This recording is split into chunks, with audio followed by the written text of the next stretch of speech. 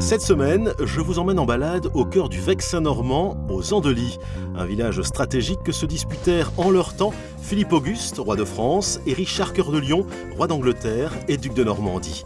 Situé dans le département de l'Eure, à une quarantaine de kilomètres de Rouen, en région Haute-Normandie, les Andelys se composent en réalité de deux parties. Le Grand Andely, dont la fondation remonte à l'époque gallo-romaine, et le Petit Andely, fondé au XIIe siècle par Richard Cœur de Lion, pour y loger les ouvriers, les marchands, les artisans liés au château Gaillard, qu'il fit construire en un an, et dont les ruines vieilles de plus de 800 ans témoignent aujourd'hui de l'importance de cette place forte défensive.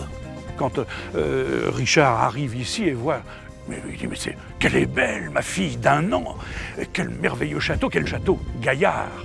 Les Andelys sont nichés dans l'une des plus belles boucles de la Seine normande, avec notamment ces falaises qui offrent des vues magnifiques.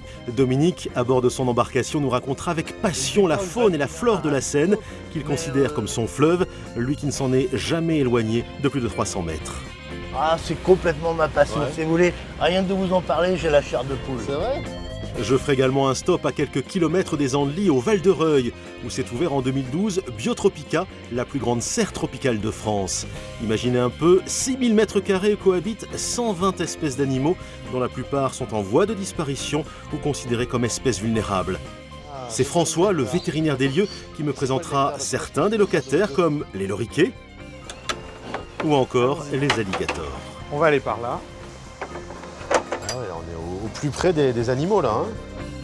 Je vous ferai aussi découvrir à Gaillon le premier château de style Renaissance de France, qui inspira ceux de la Loire. Cette ancienne résidence d'été des archevêques de Rouen fut dépecée lors de la Révolution française et devint même à la fois caserne militaire et établissement pénitentiaire.